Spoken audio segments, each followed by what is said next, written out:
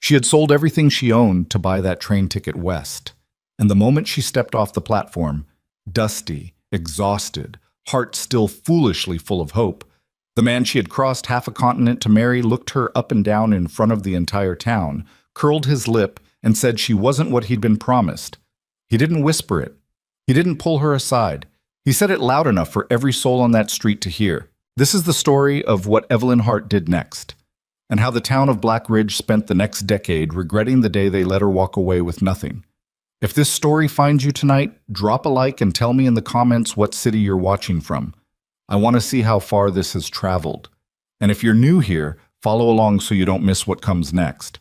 The train was 40 minutes late into Black Ridge, which gave Evelyn Hart 40 additional minutes to rehearse everything she planned to say. She had been rehearsing since Omaha, if she was honest, since Kansas City before that, since the morning 3 months ago when she had packed everything she owned into a trunk, sold the rest to Mrs. Calloway down the street for $11, and stepped out of her apartment on Marlowe Street in Boston for the last time.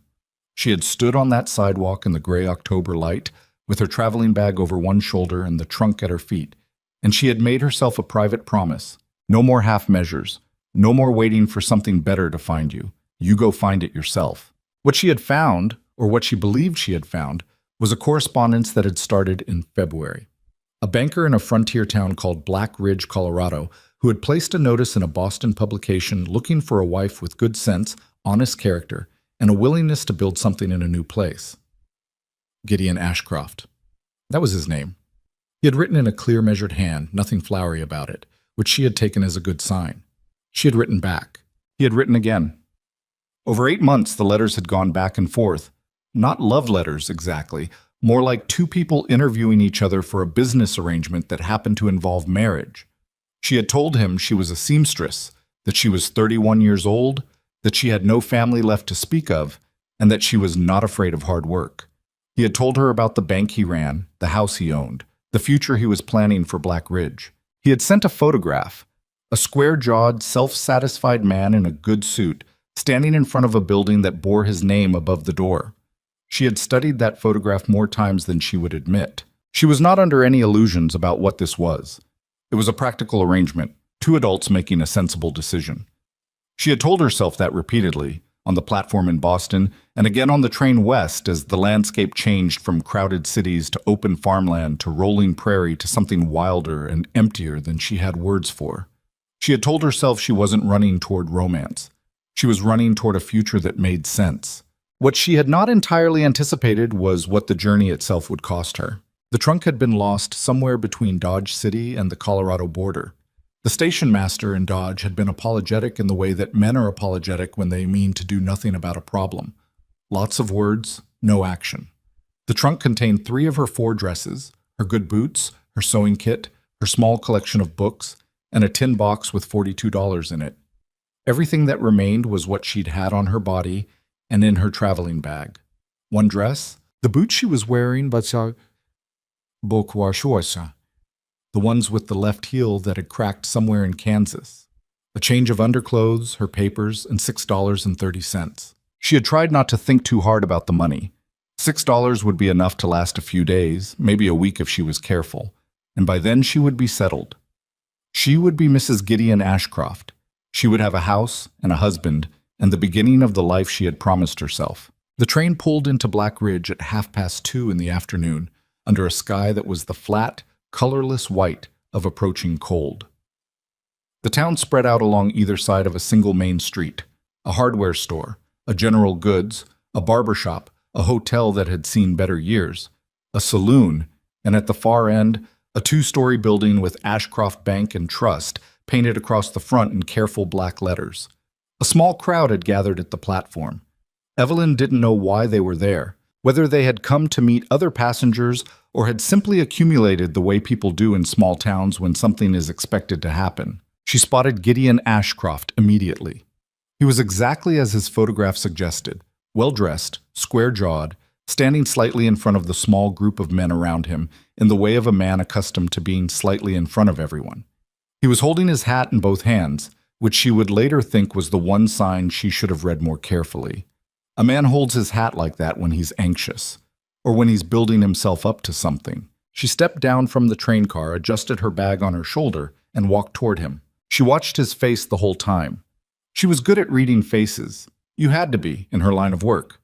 Clients who came in to discuss dresses told you one thing with their mouths and another thing entirely with their eyes and their hands, and you learned early to watch both.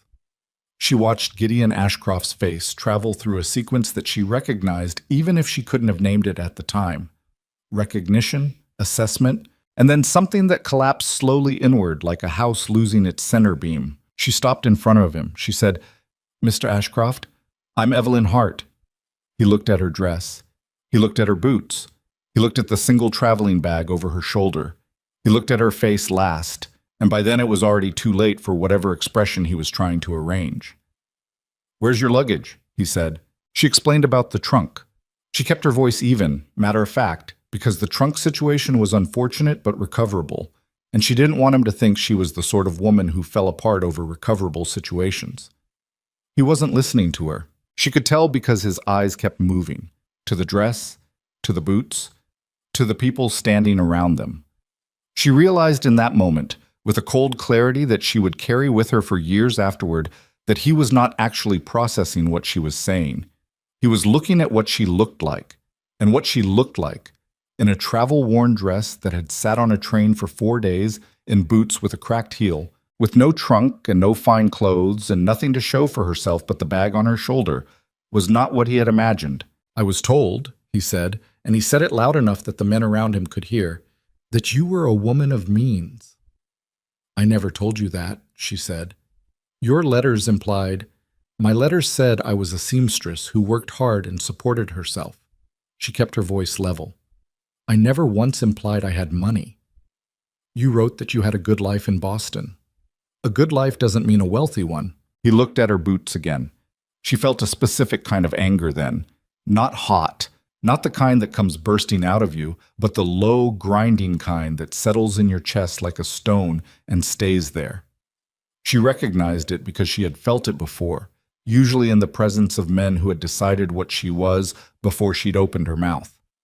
"Mr. Ashcroft," she said, "I have traveled 800 miles. I would like to discuss whatever concerns you have in private." "There's nothing to discuss," he said. The words landed in the open air between them, and the small crowd. She counted 7, 8 people, now 10 as a few more drifted over from the direction of the street, heard every one of them. "I'm sorry," she said, not because she was sorry, but because she wanted to be certain she had understood him correctly. "Nothing to discuss. You're not what I was expecting." He said it flatly, the way you would describe a piece of merchandise that hadn't matched its description. "The arrangement is concluded." Evelyn stood very still. There was a kind of stillness she had taught herself over the years. Not passivity, but the stillness of someone deciding what to do next, like water collecting before it moves. She stood in that stillness for a long moment, and she looked at Gideon Ashcroft's face, really looked at it, and what she saw was not a cruel man exactly. Not a villain, just a small man. Small in the way that mattered, in the place behind the eyes, who had built himself a comfortable world where everything matched what it was supposed to look like. And she did not match. She said, "You will regret this." She did not say it as a threat. She said it as a simple statement of fact. The way you'd say it will rain tomorrow if you knew what clouds looked like. He laughed. It wasn't a kind laugh. The men around him smiled the way men smile when they're watching something they don't want to be caught enjoying. "The nearest hotel is at the far end of the street," he said, "if you intend to stay. The train back east departs Thursday." He put his hat on. "Good day, Miss Hart." He walked away. The men around him shifted, some following, some drifting away in the discreet manner of people who want to be done witnessing something without appearing to leave. A woman in a good wool coat who had been standing at the edge of the group caught Evelyn's eye, looked away, and turned to follow her husband toward the street. Evelyn stood on the platform. Her bag weighed 11 pounds.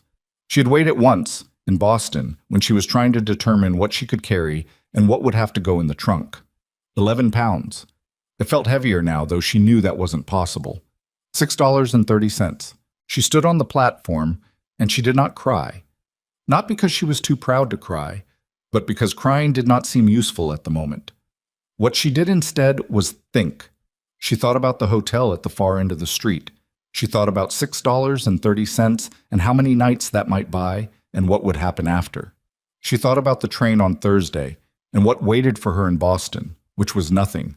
Mrs. Calloway had the apartment by now, and there was no work waiting, and there was no one who would even notice, particularly if she stepped off a train in South Station. She picked up her bag and walked off the platform.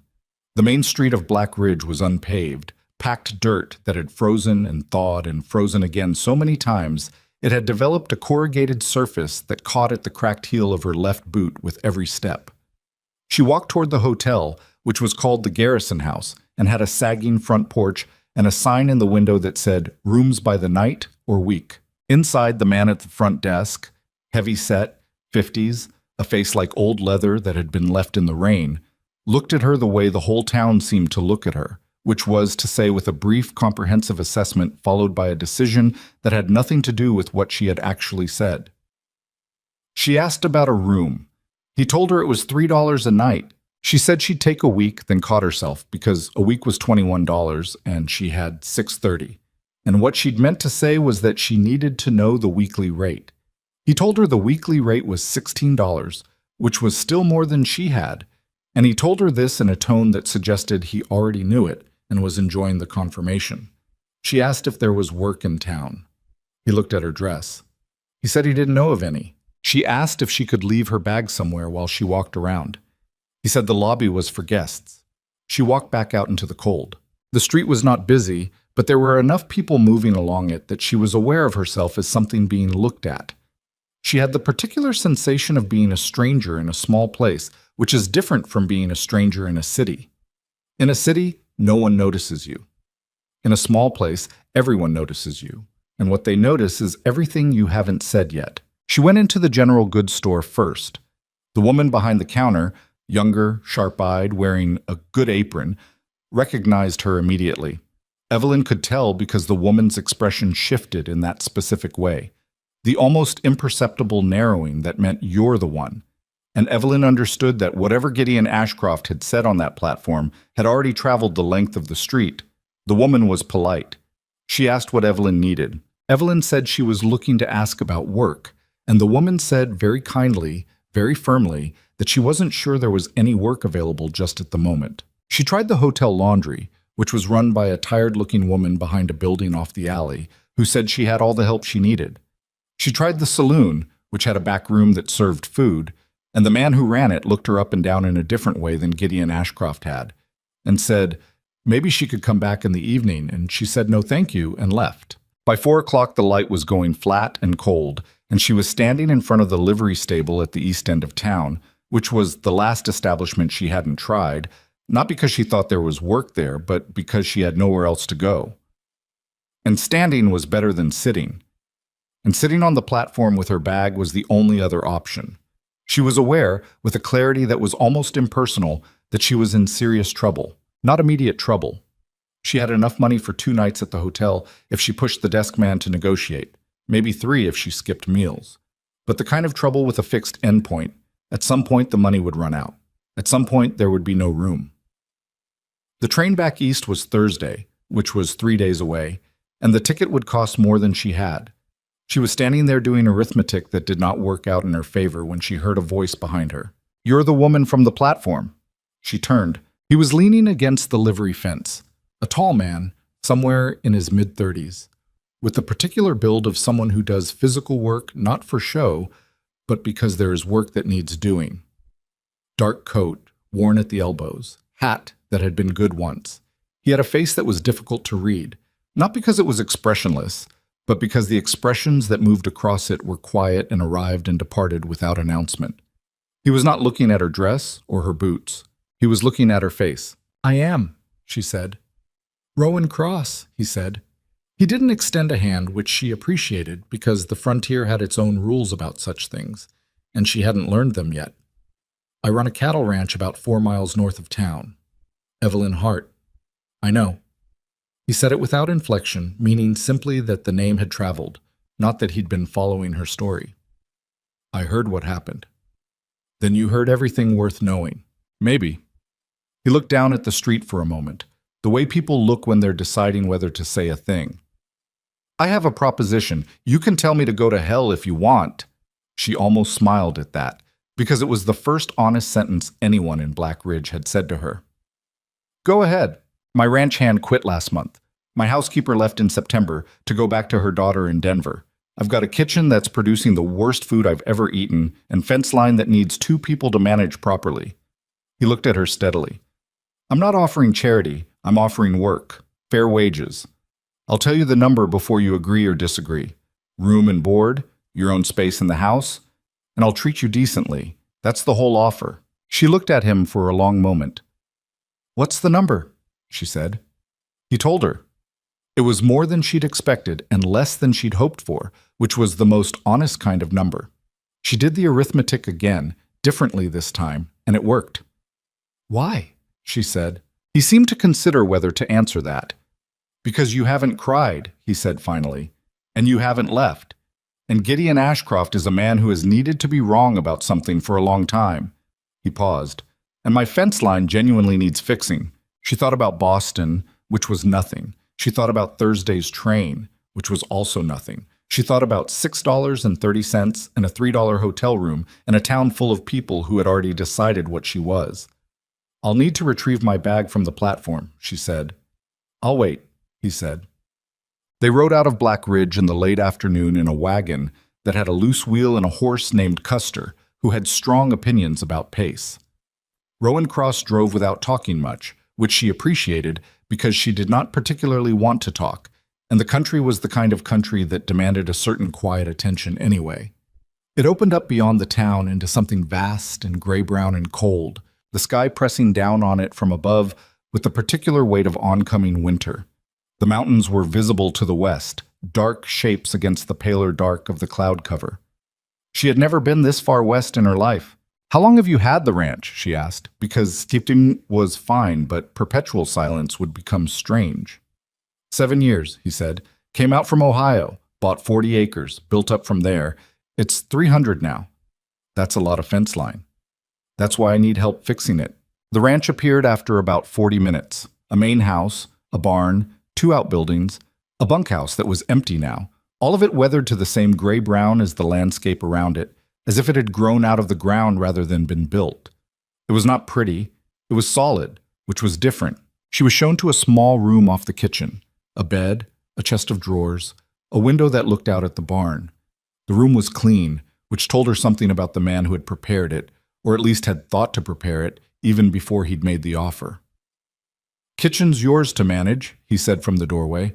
I'll show you where everything is. I'll give you 3 days to learn the land before I ask you to help outside. He paused.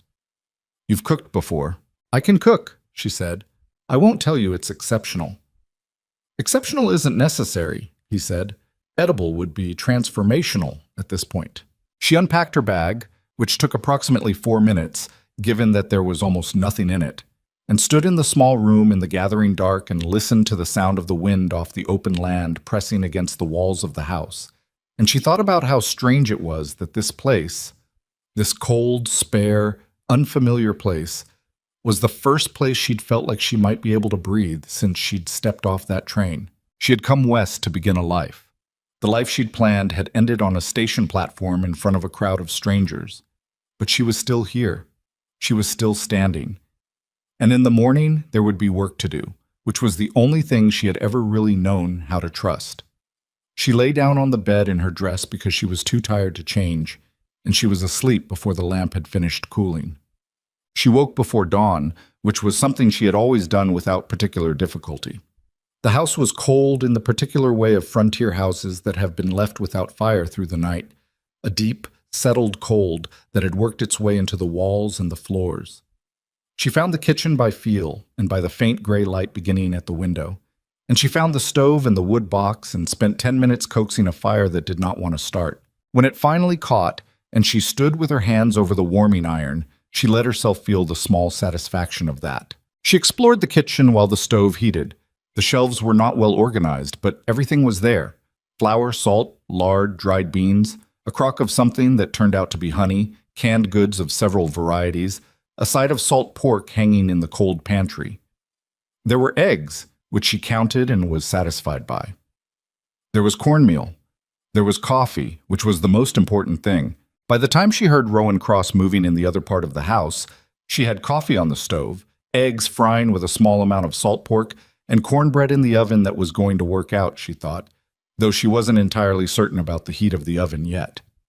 He came into the kitchen and stopped in the doorway the way he had the night before, this time visibly surprised. "Coffee's ready," she said. He sat at the table without ceremony, and she poured him a cup and went back to the eggs.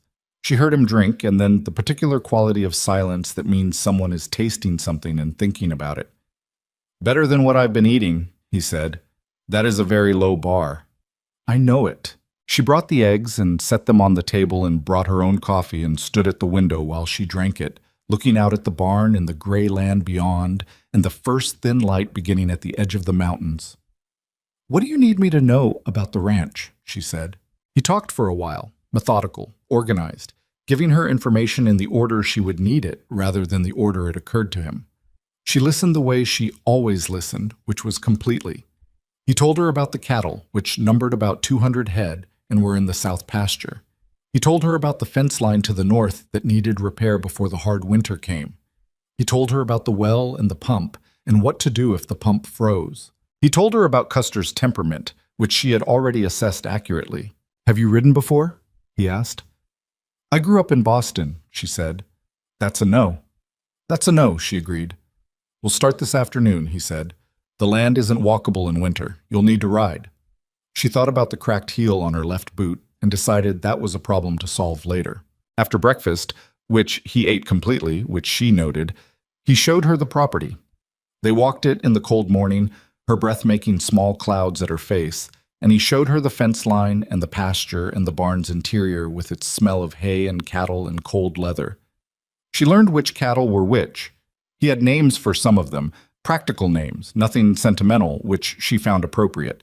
She learned where the tools were kept and why they were kept there. She learned the particular gate latch that had to be lifted and pulled simultaneously or it wouldn't seat correctly. She learned, in other words, that this was a real place, with real problems and real requirements, and that the man who owned it had built it with his hands and his years and was trusting her, provisionally but genuinely, to help maintain it. That trust was worth more to her at that moment than anything Gideon Ashcroft had thought he'd been offering.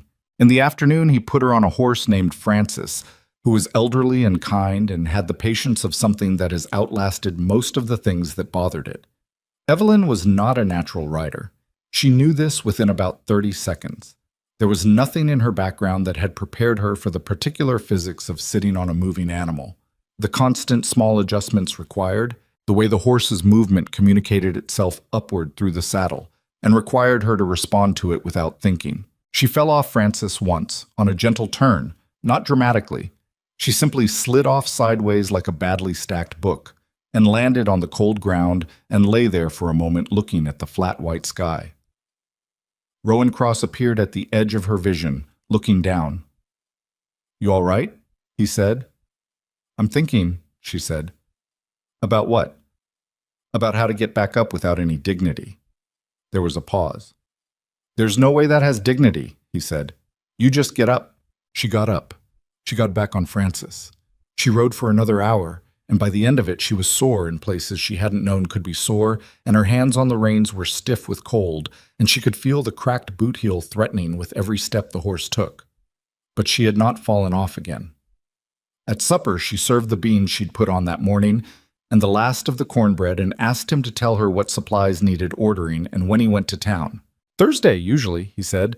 "I could go sooner if—" "Thursday's fine," she said, because Thursday was when the train went east, and she was not going to give anyone in that town the satisfaction of watching her leave on it. He looked at her for a moment over the rim of his cup. He did not say anything, but she thought, in his particular quiet way, that he understood. She washed the dishes in water she'd heated on the stove and went to her small room and took off her boots and looked at the cracked heel of the left one. She turned it over in her hands. It could be fixed. It would need a proper cobbler or a leather awl and some thick thread and a steady hand, and she had 2 of those 3 things already. She set the boot down and looked at the window, which showed her nothing but her own reflection in the dark glass.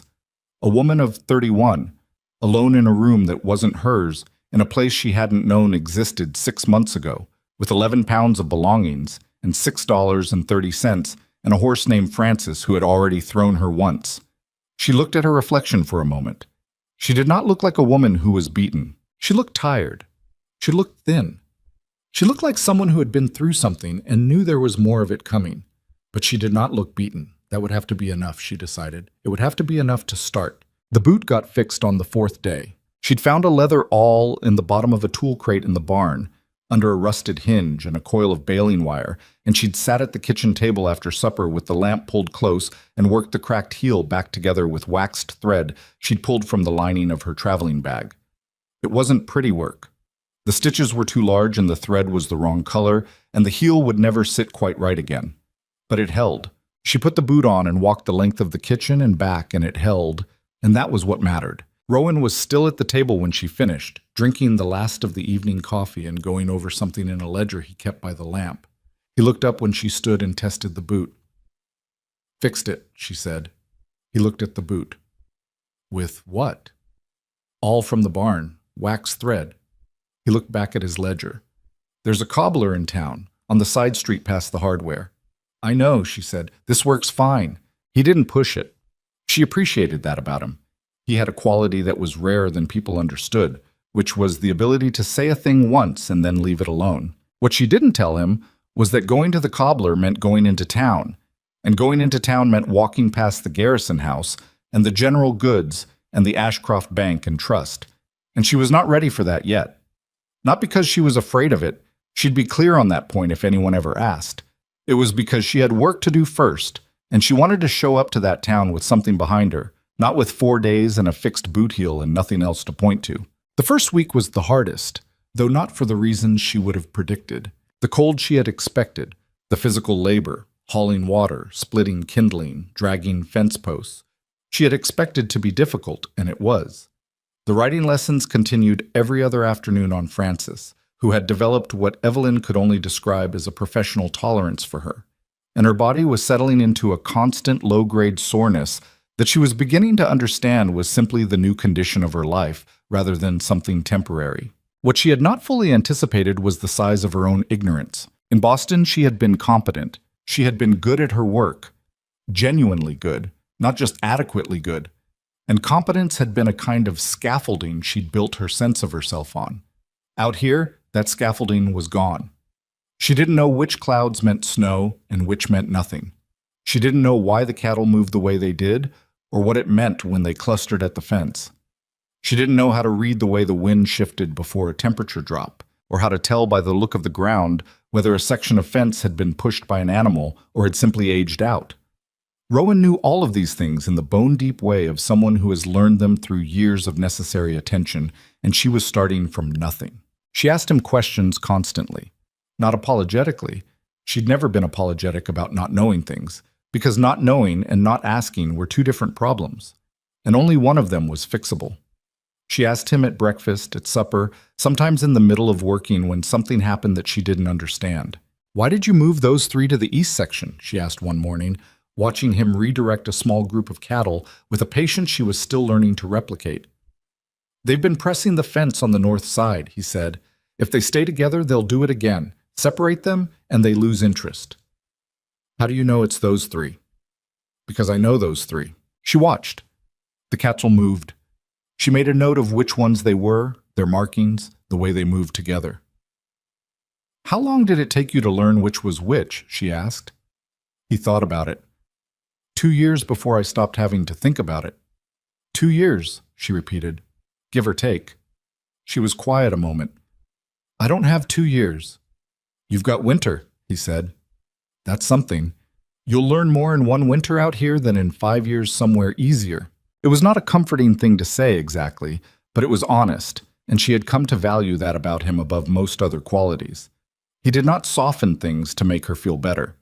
He told her what was true and trusted her to handle it, which was something no one had done with particular reliability in her adult life.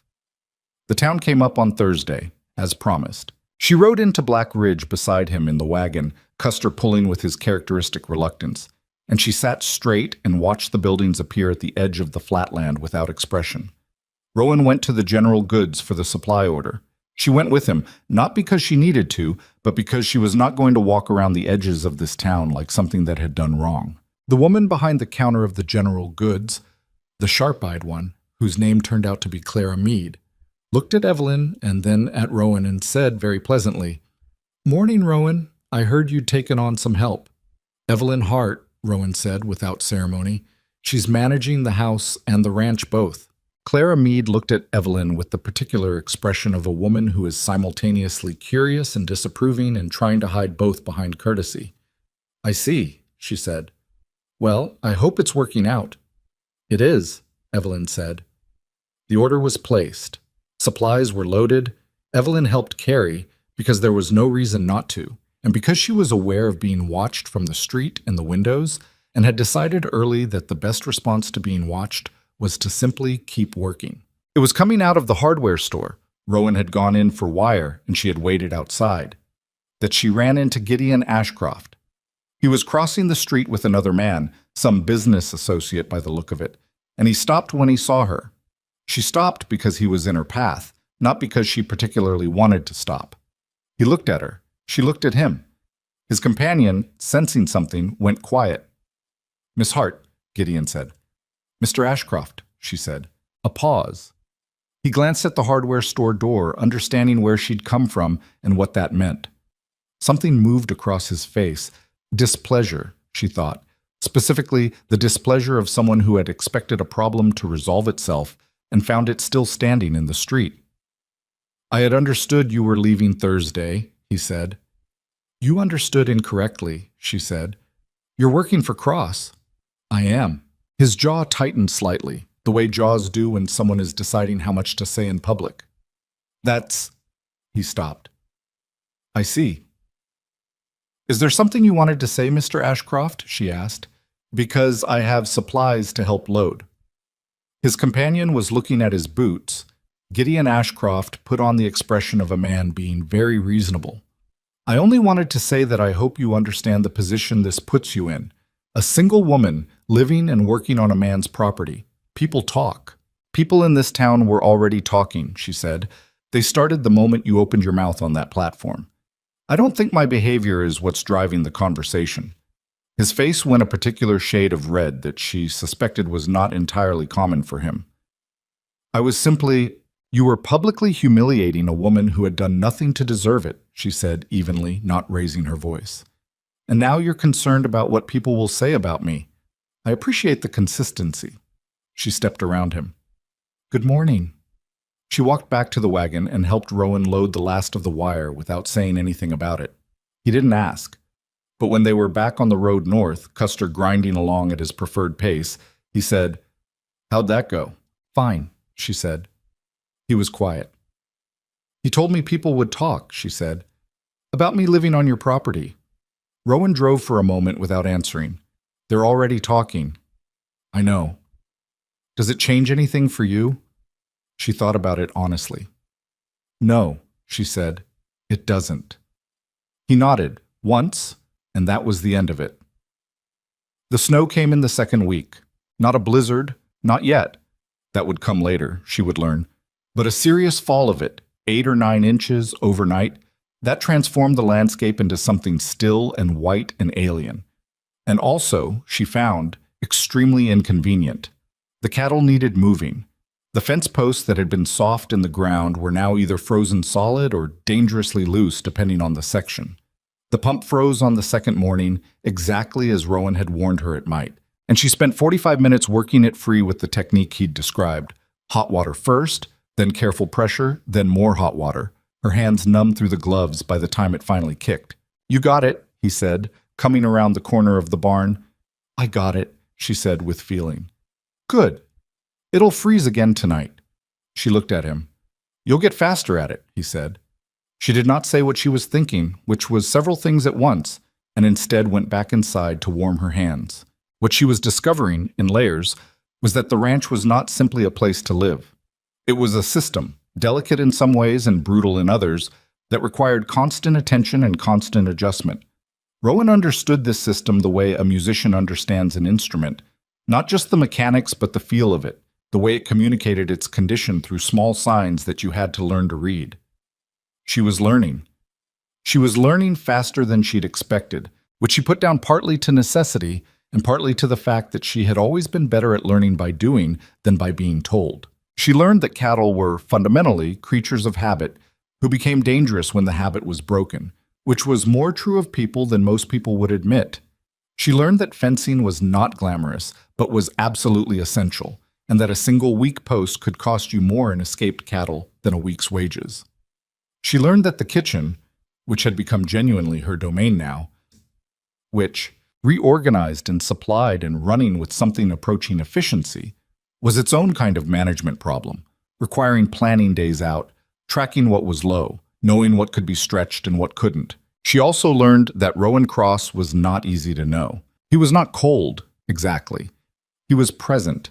She would give him that, completely and without qualification. When she asked him something, he answered. When she needed help, he helped without making it into anything. He showed up for meals, did his share of the conversation, never made her feel that she was an imposition or an experiment. But there was a quality to him that kept a certain distance, a part of him that was always slightly behind glass. And she didn't know what was behind it and didn't particularly feel it was her business to find out. She asked him once, at supper in the third week, whether he'd had family out here. He was quiet for a moment, the specific quality of quiet that means someone is deciding how much is honest and how much is too much. Wife, he said. She died 4 years ago. Fever. Evelyn looked at her plate. I'm sorry. It was a long time ago, he said, which was what people said when something was not actually a long time ago in any way that mattered. She didn't push it. She asked instead about the ranch's early days, how he'd chosen the land, what the first winter had been like. And he answered those questions, and the conversation found its own level again. And she noted that he had told her something true, and she had not made it strange, and she thought that was probably a small thing, but also not a small thing. The gossip from town arrived in pieces. Clara Meade had apparently said something to the minister's wife, who had said something to the wives of 2 of the town's merchant families. And by the 3rd week, Evelyn could track the outline of the story that was circulating, that she was living improper with Rowan Cross, that it was a disgrace, that she had likely come west not for marriage at all, but to find exactly this kind of arrangement, and that the whole situation reflected poorly on everyone involved. She heard most of this from a woman named Dorothea Hale, who ran a small dressmaking operation out of a building on the side street and who had sought Evelyn out when she heard there was a seamstress in the area. Dorothea Hale was in her late 50s, with an accent that placed her somewhere in the Mid-South, and a directness that Evelyn immediately respected. I'll tell you what they're saying because you should know, Dorothea said, the second time Evelyn came to visit, and I'll tell you, I don't put much stock in it, because I've been in this town long enough to know that what people say and what they mean are generally about 2 counties apart. What are they saying specifically? Evelyn asked. Dorothea told her. Evelyn was quiet for a moment, doing what she did when something made her angry, finding the still place in it, holding it. And Ashcroft? She asked. He's the one who started it, Dorothea said, with the bluntness of someone who sees no reason to soften what's obvious. He's telling people you misrepresented yourself to him, that you came west under false pretenses. He's spinning it so he looks like the wronged party. Of course he is, Evelyn said. He's also been talking to some of the ranchers who supply Cross, if you understand what I mean. She understood. She sat with that for a moment, letting the shape of it settle, and then she asked about the fabric Dorothea had mentioned, a piece of good wool she'd brought up from her last supply run. And they talked about that instead, because some problems needed to be held a while before you could figure out what to do with them. She told Rowan about the supply conversations that evening, because he needed to know, and because she was not going to manage things by keeping him uninformed. He listened without expression. Which ranchers? She told him what Dorothea had said, which wasn't specific names, but was specific enough to work with. He was quiet for a moment, and she watched something move behind his eyes. Not anger exactly, something more like the recognition of a familiar problem getting worse. This is because of me, she said. If you need me to... No, he said. Rowan, no, he said again, and this time the word was very flat and very certain. I hired you for work, and you're doing the work. I'm not going to put you out because Gideon Ashcroft has a grudge and too much time. It could cost you supply contracts, she said.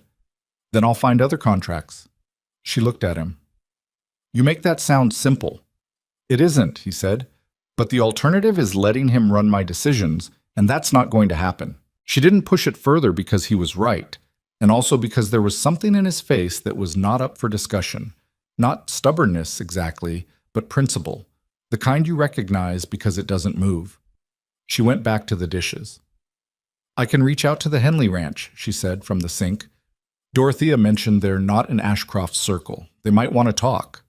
There was a pause behind her. You know the Henleys? I've met Dorothea. She knows everyone. She kept washing. If you can get me to town on Saturday, I can start building something.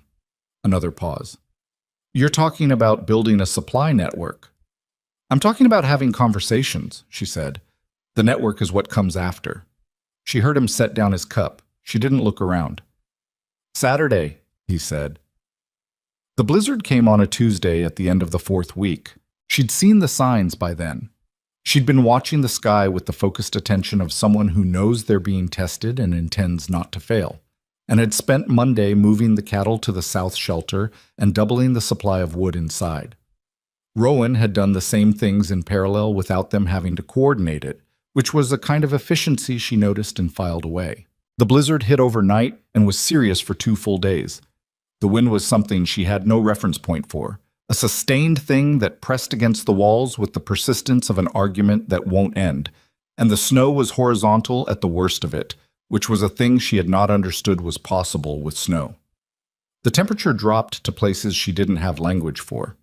The pump froze in the first 3 hours and stayed frozen, and they managed water from the barrels she'd had the foresight to fill the day before. They were largely stuck inside together for 48 hours. This was its own kind of test. They played cards. She taught him a game she'd learned in Boston, and he beat her at it, which she found genuinely annoying. They ate through the stores she'd prepared, and she noted with satisfaction that she had prepared enough.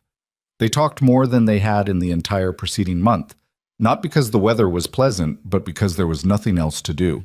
And the things you talk about when you're stuck together in a storm are different from the things you talk about at supper. She learned that he had grown up in Ohio farm country, second of 4 brothers, that his father had been a difficult man in the specific way of men who are harsh because they've never been anything else.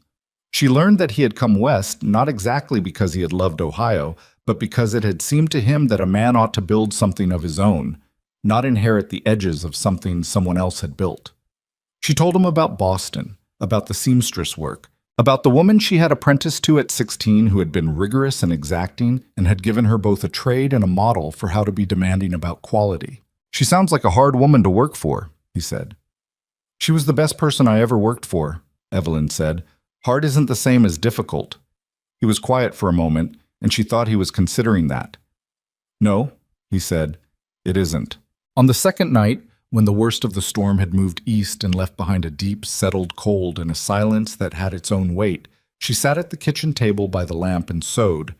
She'd started on mending his work shirts, which were in various stages of disrepair, and he sat across from her with the ledger, and there was a quality to the quiet between them that was different from the first week's quiet.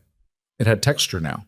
It had the texture of 2 people who have been through something together, even something as ordinary as a 2-day blizzard, and have come out the other side knowing more about each other than they did going in. She bit off a thread and looked up and found him watching her. Not in a way that made her uncomfortable, just watching, the way you watch something that you have revised your understanding of and are still revising. What? She said. Nothing, he said, and looked back at the ledger. She went back to the shirt. Outside, the wind had died to something almost bearable, and the snow lay in the moonlight in long blue-white curves that were genuinely beautiful in the way that brutal things sometimes are when they go still. After the storm, the work was harder, not easier, because everything that had been difficult before was now difficult in winter-specific ways. The ground was frozen solid in most places, and dangerously soft in others where the snow had trapped heat. The cattle needed more feed. The fence line that had survived the blizzard needed assessing, section by section, on horseback and cold that made her face hurt. She rode it with him, the 2 of them moving along the north fence in the early morning with their breath-making clouds and the land white in every direction. Frances had become something she trusted now. Not loved exactly, but trusted, which was a different and more durable thing. She could read the horse's pace and her hesitations and her moods, and the horse in turn had stopped testing her and begun cooperating, which was, she had come to understand, the most Francis was ever going to offer. "Section's down here," Rowan said, pulling up. She pulled up beside him and looked at the fence. 3 posts out and the wire down in a section about 20 feet wide, the snow trampled on both sides showing where cattle had moved through. "How many got out?" she asked. 6, I think. Found them 2 fields east this morning." "All back in?" "All back in." He dismounted and crouched beside the nearest post, checking the ground.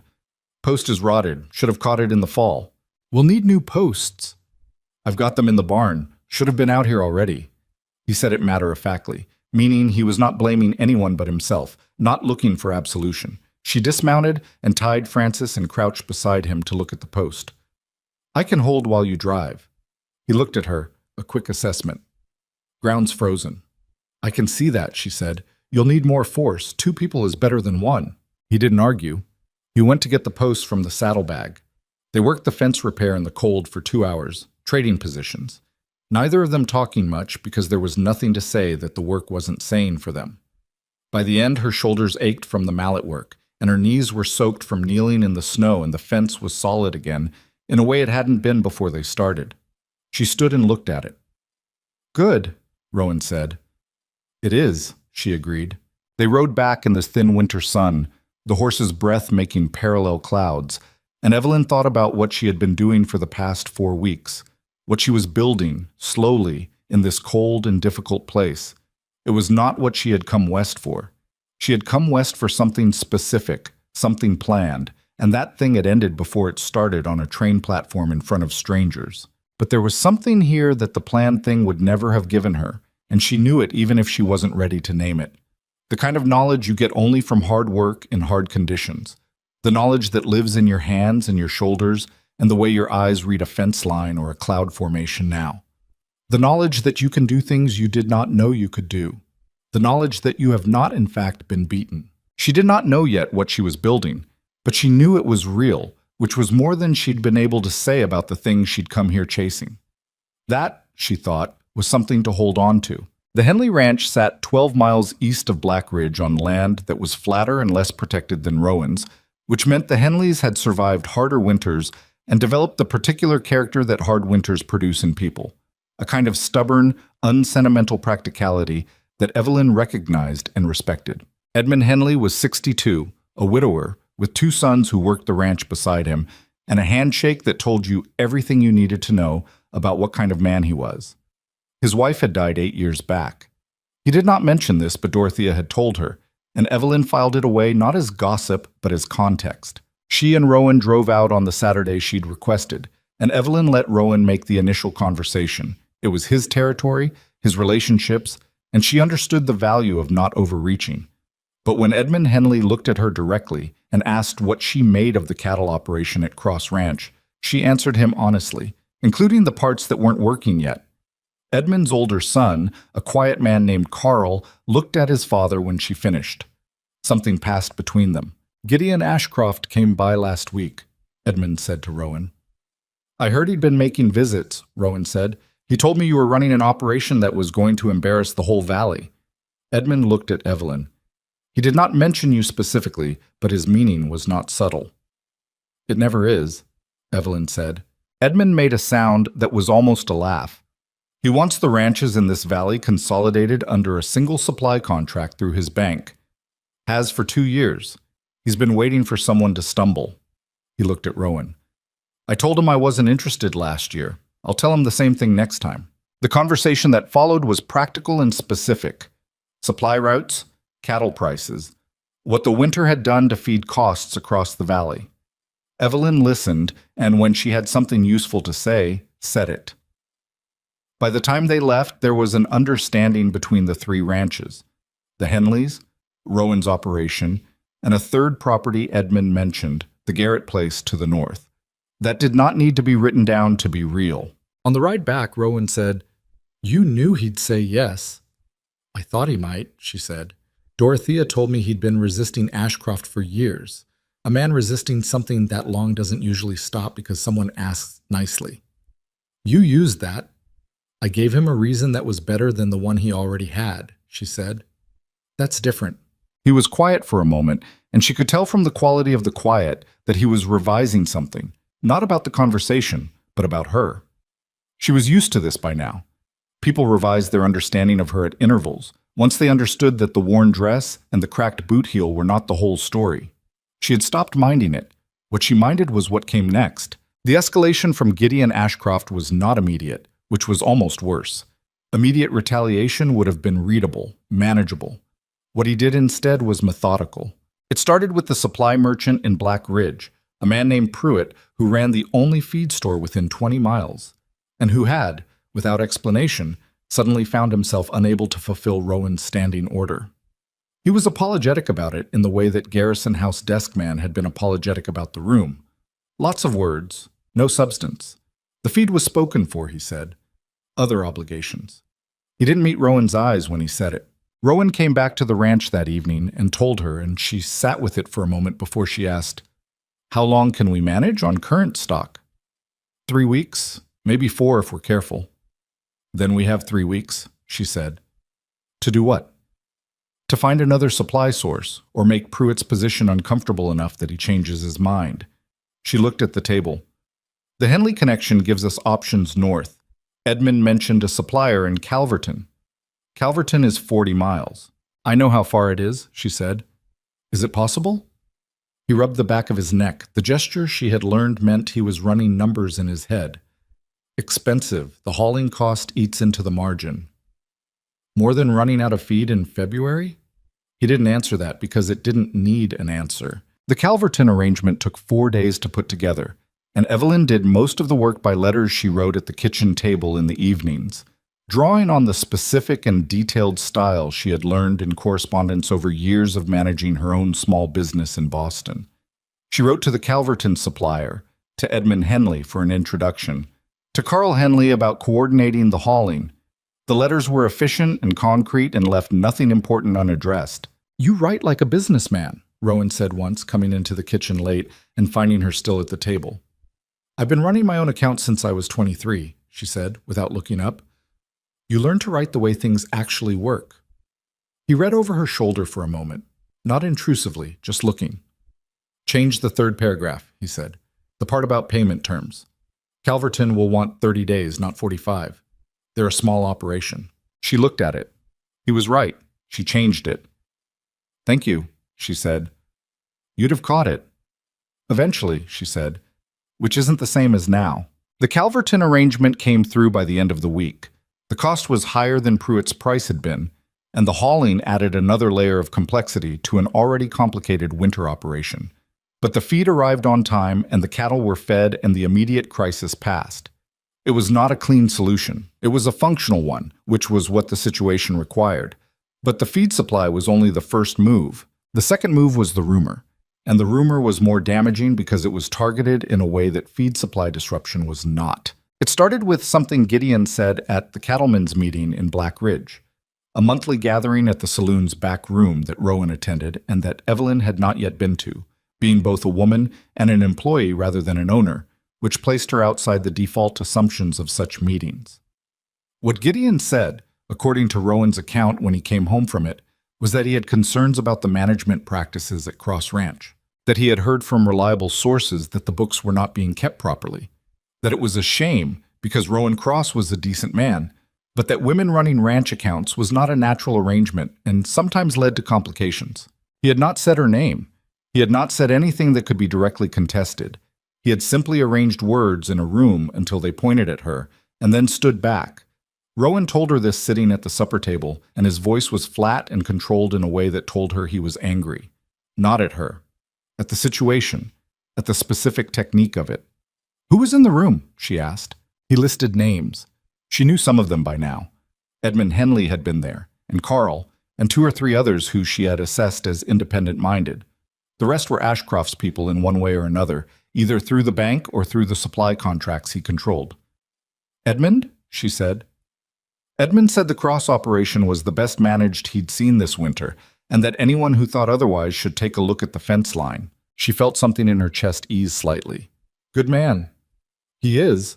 Rowan pushed his plate back. Gideon's going to keep at this. I know. I want you to know that I'm not... He stopped. Started again. I'm not going to ask you to make yourself smaller because it would make things easier. I want to say that plainly. She looked at him across the table. In the months she had been here, she had learned to read the specific grammar of how he said things, what he chose to say directly, what he left in the spaces between words. This was a direct thing, and he had chosen it deliberately. I know, she said, but I want you to also understand what this could cost you. The contracts, the relationships in this valley, those took years. They did, he said, and you're willing to... I hired you, he said. You've done the work. You've earned your place here. I'm not trading that for Gideon Ashcroft's comfort. He picked up his cup. So what do we do? She had been thinking about that, actually, since before the cattlemen's meeting, because the shape of what Gideon was doing had been visible to her for a while. The kind of campaign you recognize when you have learned, through necessity, to see it coming. It was a campaign built on increments. Remove the supply, undermine the reputation, isolate, apply enough consistent pressure until the inconvenience of staying became larger than the cost of leaving. It was a campaign that relied on the target doing nothing. I need to go to the meeting next month, she said. Rowan looked at her. Not as your employee, she said. As someone with a direct stake in this operation, which I have, because if the books are being questioned, then I'm the one who kept them. She paused. I want to bring the ledgers. I want to put them on the table in that room. Gideon will object to you being there. I expect so. The other men may not be comfortable. Some of them won't be, she agreed. Some of them will be more interested in what the numbers say than in whether they're comfortable. Those are the ones who matter. He thought about it, turning his cup in his hands. You understand that if you walk into that room, you're not a housekeeper anymore, in their eyes. I was never just a housekeeper, she said. I'm just asking them to catch up. The month between that conversation and the cattlemen's meeting was the hardest stretch of the whole winter. The cold deepened into something that was not merely uncomfortable but genuinely dangerous.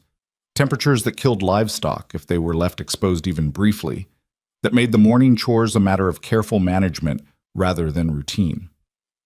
They lost 2 cattle to the cold in January, which was a financial blow and also simply awful in the way that losing animals always is when you have been tending them through a hard season. One of them was a heifer that Evelyn had helped through a difficult situation in December, pulling her free of a drainage ditch she'd broken through by the southeast fence. And she stood in the cold barn afterward and felt the specific grief of something that you worked hard to save not being saved. It happens, Rowan said from the barn door. I know it happens, she said. That doesn't make it not happen. He came in and stood beside her. He didn't try to make it better. She had come to understand that this was one of his most valuable qualities. He did not have the reflex most people had to talk away the things that were just simply bad. He let them be what they were. After a moment, he said, The second-year heifer is close. You want to watch tonight, or should I? She pulled herself back into the practical. I'll watch the first part. You take the morning. They split the barn watches that way through January, alternating through the coldest nights, and she learned that watching over animals through a long, cold night was a different kind of work than anything she had done before. Solitary and quiet, and requiring a specific kind of attention that had no obvious purpose until suddenly it had all the purpose in the world when something went wrong and you were there to catch it. The social assault, meanwhile, continued in parallel to the practical one. Clara Meade stopped ordering from the seamstress work Evelyn had quietly begun doing for Dorothea. Nothing formal, just piecework she did in the evenings, using skills she hadn't abandoned. It wasn't much money, but it was hers, specifically and separately, and Clara Meade's withdrawal of the 2 small orders she'd placed was petty, in the way that precise social targeting usually is. Evelyn noted it. She did not react to it directly. 3 of the women in the town's social circle had taken to making pointed remarks when they passed her on the street during Thursday supply runs. Remarks delivered at a volume that was just loud enough to hear and just low enough to require no response. She heard phrases like shameful and no better than she should be, and once, from a woman in a yellow hat whose name she had not yet learned, some people have no sense of what they've become. The first time, she kept walking. The second time, she kept walking.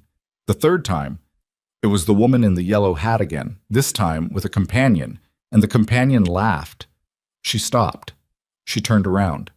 The woman in the yellow hat had not expected this, and her expression shifted into the particular blankness of someone whose weapon has been taken away by being addressed directly.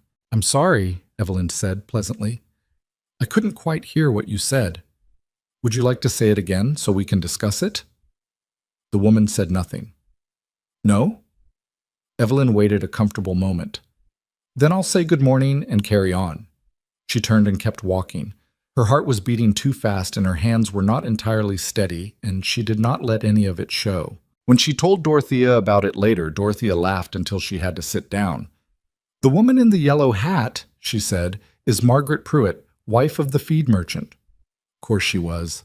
Evelyn thought about that for a moment and then, despite herself, also laughed. The cattlemen's meeting was on a Friday evening in February, and Evelyn dressed for it with the same deliberate attention she would have given to any important presentation. She had one good dress. She had made it herself over the preceding weeks, from a piece of dark blue wool she'd bought from Dorothea at cost. And it was good work, better than anything she'd worn since Boston. Not elaborate, nothing that announced itself, just well-made, well-fitted, the kind of garment that communicated that the person wearing it understood the difference between effort and show. She carried the ledgers in a leather satchel she'd borrowed from Rowan. They arrived together at the saloon's back room, and the quality of the silence when she walked in was the silence of a room that had been expecting her and was not sure what to do about it. There were 14 men. Edmund Henley was in the far corner and gave her a single nod. Carl Henley was beside him. The others ranged from neutral to visibly uncomfortable too, in the case of 3 men seated near the front whom she had identified as Ashcroft's particular allies, something that bordered on hostile. Gideon Ashcroft was at the head of the room. He saw her and went very still. "This meeting," he said, "is for landowners and their representatives." "I'm aware," Evelyn said. She sat down at the table, set the satchel in front of her, and looked at him. "I am here as the person responsible for the financial management of Cross Ranch. If there are questions about those accounts, I'm the one who can answer them." She opened the satchel. "I brought the ledgers."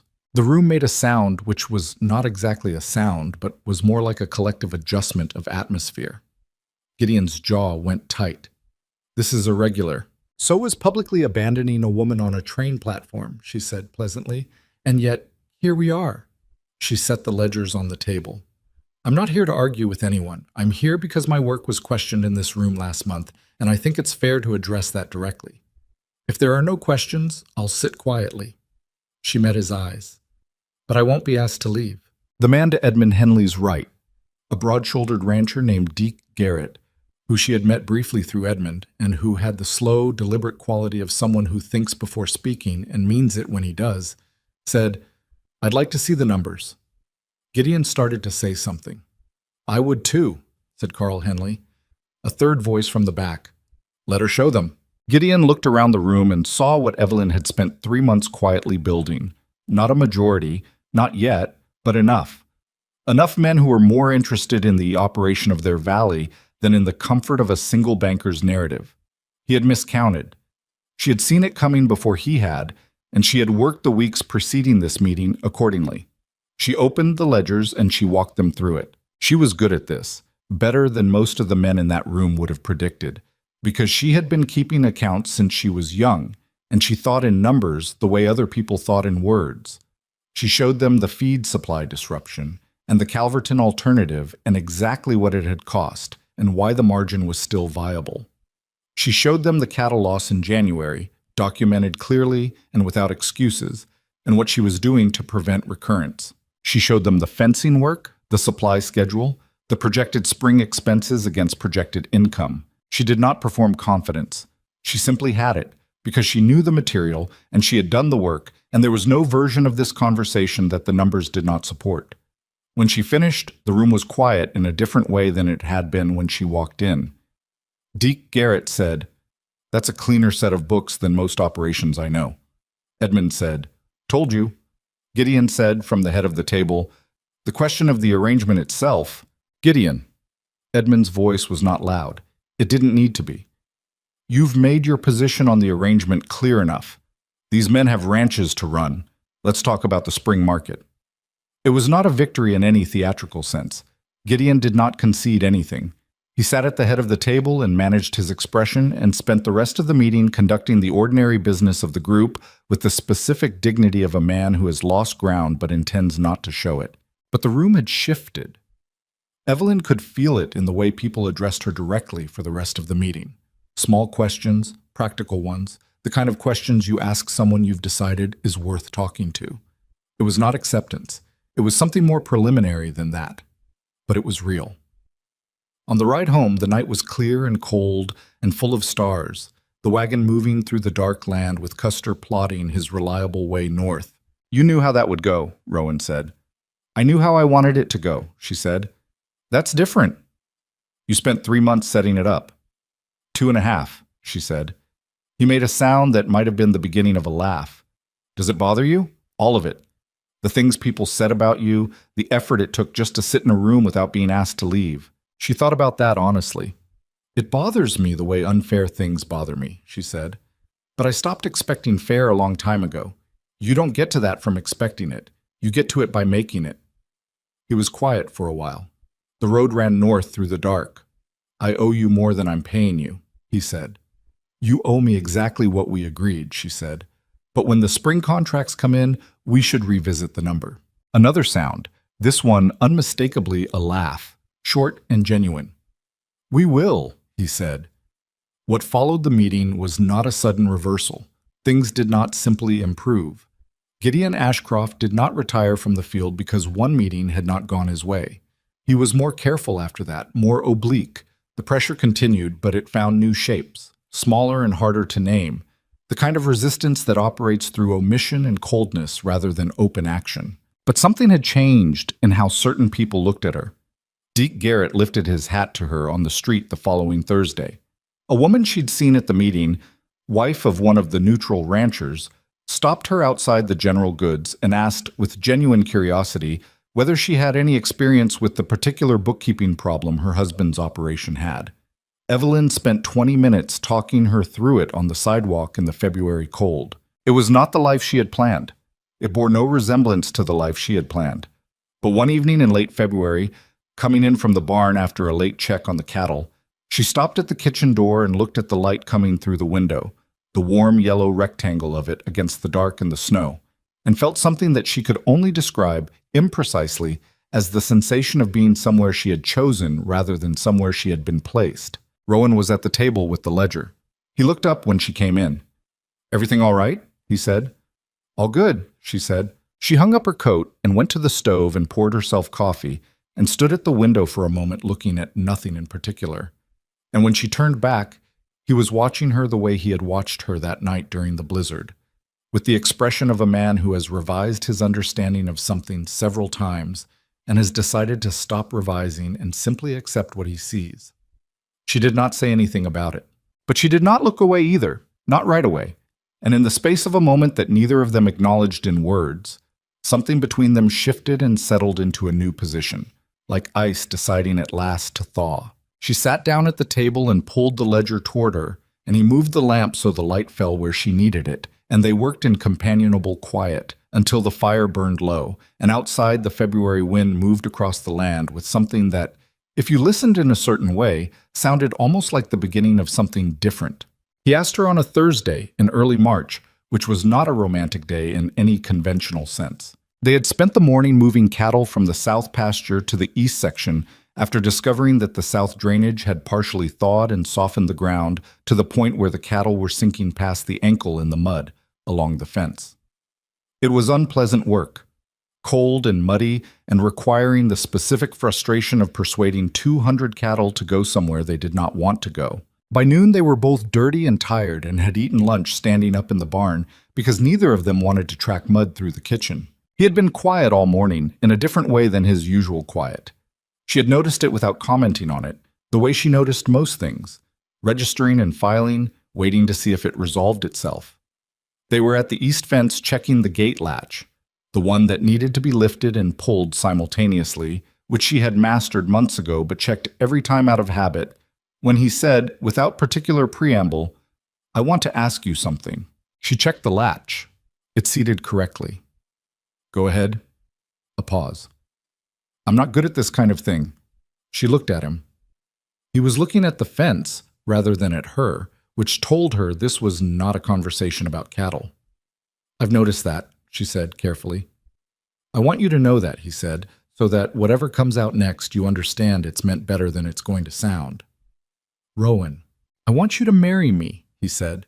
He said it to the fence, then apparently decided that was cowardly and turned to look at her. I know it's not what either of us planned. I know what I'm asking. I know what it means for you to say yes, and I know what it means for you to say no, and I'm not going to make this into something it isn't." He stopped. "I think we're better together than we are separately. I think you know that too. And I think if you stay here as an employee, this town is going to keep using that against you, against both of us, and I am done letting Gideon Ashcroft define what happens on this land." She looked at him for a long moment. The wind moved across the pasture and bent the dry grass at their feet. "That's the most words I've ever heard you say consecutively," she said. Something in his face shifted. Relief, she thought, at the fact that she hadn't said no immediately. "I had some time to think about it." "The whole morning?" "Longer than that."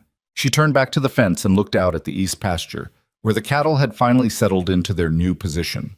She had thought about this. Not this specific moment, but the shape of it, the possibility of it.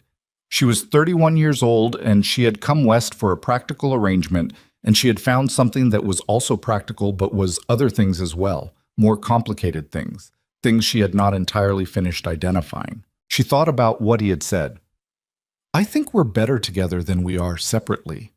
It was not a declaration of grand passion. It was a true thing said plainly, by a man who said true things plainly, and she had learned to value that over any amount of elegant performance. "The town isn't going to like it," she said. "The town can manage its own feelings," he said. "Gideon is going to make things harder." Gideon was always going to make things harder. That's not a reason. She looked at him. "No," she said. "It isn't." A pause. He was waiting. "Yes," she said. "I'll marry you." He nodded, once, the way he confirmed things that mattered, without drama, with total seriousness. Then, after a moment, he said, "We should probably finish checking the fence line." "We probably should," she agreed. They were married in Calverton 3 weeks later, on a Saturday, in the county clerk's office, with Edmund Henley and his older son Carl as witnesses. It was not a large ceremony. It was not meant to be. Evelyn wore her dark blue wool dress, the good one she had made herself, and Rowan wore his best coat, and Edmund brought wildflowers that his wife would have rolled her eyes at, but that he presented with the grave courtesy of a man who understood that occasions required gestures. The clerk was a small, efficient woman named Mrs. Parks, who had clearly conducted many such ceremonies and had the particular quality of someone who does important things efficiently without diminishing them. She read the words. They said the words. It took 11 minutes, start to finish. Afterwards, standing on the Calverton street in the March light, Edmund shook Rowan's hand and then, with deliberate formality, turned to Evelyn and said, "Mrs. Cross, welcome to the valley." She felt the name settle on her like something she had not expected to want and found, now that it arrived, that she wanted very much. They drove back to Black Ridge in the afternoon because there was no reason not to, and because hiding had never been part of the plan. The town saw them come in. The town was always going to see them come in. She sat straight on the wagon seat and looked at the main street with the particular expression she had developed in the months of being watched and assessed and commented upon. Not defiant exactly, just present, simply, immovably present. Clara Meade saw them from the general goods doorway. Two women on the sidewalk near the hardware stopped talking. A man outside the saloon straightened up from the post he'd been leaning on. She nodded to the women on the sidewalk, pleasantly, the way you nod to people you expect to see again. Rowan pulled up at the general goods for the Thursday supply order, because there was still a Thursday supply order, and the world did not stop for weddings, any more than it stopped for blizzards. He helped her down from the wagon, and she walked into the general goods, and Clara Meade looked at her with an expression that contained several competing things, and Evelyn set the supply list on the counter and said, "Good afternoon, Clara." And Clara Meade, after a moment, said, "Good afternoon," and began filling the order. That was how they came back to Black Ridge married. Not with fanfare, with a supply list. The reaction from the town was divided along the lines she had already mapped. Edmund and Deke Garrett's circle accepted it with the pragmatism of people who had already been watching the situation develop and had drawn their own conclusions. The Ashcroft circle was another matter. Gideon's response was not immediate. She had expected that by now. His pattern was the pause before the escalation, the gathering before the strike. What came was a formal notice delivered by way of the bank that the Cross Ranch mortgage was being reviewed for compliance with its original terms. It was a legal instrument, carefully worded, citing a clause in the original loan agreement that Evelyn read 3 times before she understood what he was doing. She understood it on the 3rd reading. He was not calling the note. He didn't have grounds for that. He was creating uncertainty, paperwork, the administrative weight of something that required a legal response. It was a move designed to cost time and money and confidence, specifically the confidence of the ranchers in the Henley Garrett circle who were watching to see if allying with the Cross operation would cause them problems. She spread the documents on the kitchen table that evening and looked at them for a long time. "What do you want to do?" Rowan said. "I want to talk to a lawyer," she said. "Not the one in Black Ridge, someone in Calverton. That costs money." "So does ignoring this," she said. He sat down across from her. "You've read it all?" 3 times. She pointed at a paragraph near the bottom of the 2nd page. "This clause. He's citing it as a basis for review, but read it carefully. It applies to changes in the operation that materially affect repayment capacity. He's going to argue that adding a co-owner changes the operation." "Does it change the operation?" "It expands it," she said, "which increases repayment capacity. His own argument is backward." She looked at him. "But backwards or not, it has to be answered formally, or it becomes a default by non-response." The Calverton lawyer's name was Harmon, a dry, bespectacled man of about 50, who read the documents with the focused attention of someone who enjoys finding what is wrong with other people's legal maneuvering. He found it in about 20 minutes. "The clause he's citing," Harmon said, "applies to reduction in operational capacity. Adding a co-managing partner who expands the operation is, by any reasonable reading, the opposite of what this clause covers." He looked over his glasses at Evelyn. "Are you the co-managing partner?" "I am," she said. "Do you have documentation of your role?" She opened her satchel and put 6 months of signed ledgers on his desk. Harmon looked at the ledgers. He looked at her. A small, precise smile crossed his face. "I'll draft the response today," he said. "It will take Mr. Ashcroft's argument apart at the seams." The legal response was filed within the week, and the bank's review was withdrawn by month's end without further communication, which was the legal equivalent of a man quietly leaving a room he had made the mistake of entering. Harmon sent her a copy of the withdrawal with a note that said simply, "Well argued. H." She pinned it to the kitchen wall next to the supply calendar. The spring came in fits and starts, as it always did in that country. A warm week that raised your hopes, followed by a late freeze that killed what you'd hoped, followed eventually by a genuine and sustained warmth that meant the worst was actually over. With the spring came the cattle market, and the cattle market was where the work of the preceding months either paid off or didn't.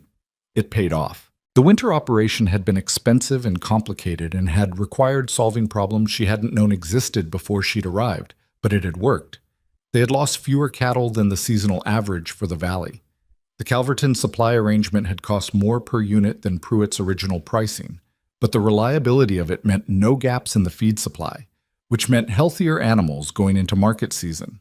The books showed this clearly, and when she presented the spring market analysis at the cattlemen's meeting, she attended as a matter of course now, not as an exception. The numbers spoke in a voice that was harder to dismiss than personal opinions about arrangements. Deke Garrett's ranch had a bad spring. Not catastrophic, but difficult. A fence failure in February had let cattle wander and several had been lost, and the feed supply issues caused by his long-standing arrangement with Pruitt had caught up with him. He came to Evelyn, not to Rowan, when he decided to ask for advice. She was at the kitchen table when he rode up, and she saw him through the window and felt something complex move through her. Awareness of what it meant that he had come to her, specifically awareness that this was what she had been building toward even when she hadn't had a clear name for it. She had let him in and put coffee on and sat across from him while he explained the situation. And she listened the way she always listened, completely. And when he was finished, she asked 3 questions and then told him what she thought. He listened with the focused attention of a man who has decided to trust someone and intends to actually hear what they say. An hour later, he left with a reorganized supply arrangement and a different way of thinking about his east pasture rotation, and she stood at the kitchen door, watching his horse move back down the road toward town, and thought about the distance between the woman who had stood on a train platform with a cracked boot heel and nowhere to sleep, and the woman standing in this doorway. The distance was not a year exactly. Distance was not measured in time. Rowan came around from the barn and saw her standing there. Garrett, she said, how bad is his situation? Manageable. He was smarter about asking than most men would have been. He came to stand beside her. They stood looking at the road for a moment. Word's going to spread that he came to you, he said. I know. Is that all right with you? She thought about it. Yes, she said. It is. What she did not know, in March, was that the spring would bring a second blow. This one not from Gideon Ashcroft, but from the land itself, which had its own opinion about plans and was not interested in timing them courteously. The flood came in April, from a combination of heavy spring rainfall and a faster snowmelt than usual in the mountains, and it came from the north, which meant it hit the north section of the ranch first. They had 4 hours of warning from the look of the sky and the way the creek at the property's edge was running, and they used all the 4 hours. They moved cattle to the high ground on the south pasture, moved supplies above floor level in the barn's low section, pulled what they could from the outbuildings, and secured what they couldn't move. When the water came, it was not dramatic in the way floods are sometimes described. No sudden wall of it, just a steady, unstoppable rising, the creek leaving its banks in a way that looked almost polite until you realized it was not stopping. It spread across the north pasture in the early morning, and by dawn, the lower barn section had 2 feet of water in it, and 3 of the fence sections on the north side were down. They worked for 2 days straight in mud and cold water, and at the end of the second day, sitting on the porch steps with her boots off and her feet in front of her like things that belonged to someone else, Evelyn did an accounting in her head. 1 outbuilding lost, significant fence damage, pasture erosion on the north that would need attention before summer, some equipment ruined, 6 cattle that had not made it to the high pasture in time. Against that, the main barn was intact. The house was intact. The cattle on the south pasture were fine. The core of the operation was intact. We can rebuild the fence in 2 weeks if we pull in help, she said.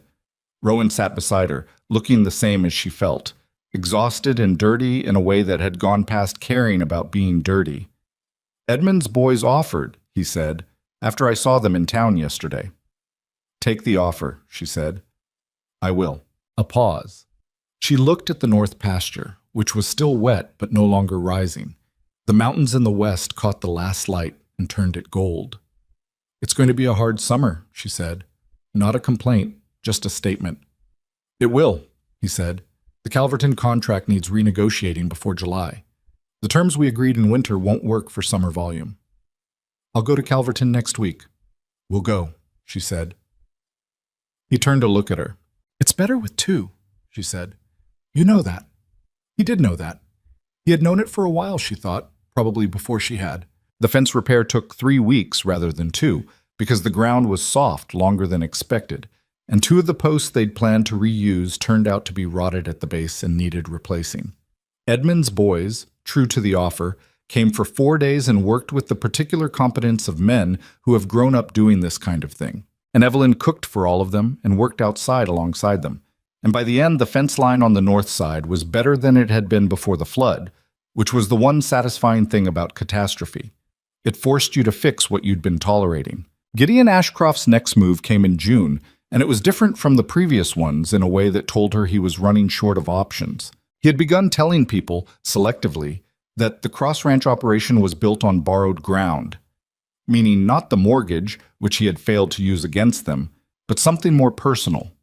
He was saying to the people he knew would repeat it, that Evelyn had manufactured her position, that the competence everyone was attributing to her was in fact Rowan's work being credited to a wife who had simply been in the room, that she was, in the end, a woman who had arrived with nothing and had attached herself to a good man's operation and dressed it in her own clothing. She heard this from Dorothea, who delivered it with the bluntness of someone who knows the truth is necessary. She sat with it for a day. She was human enough that it stung. Not because she doubted herself, but because she understood how such things spread and how difficult they were to answer directly, because answering them directly only amplified them. What she did instead was simple. She asked Harmon and Calverton whether the mortgage records and the supply contracts and the legal correspondence, all of which bore her name, her signature, her analysis, were public documents of record. They were. She asked him whether a notice of co-ownership and management supported by those documents could be filed with the county. It could.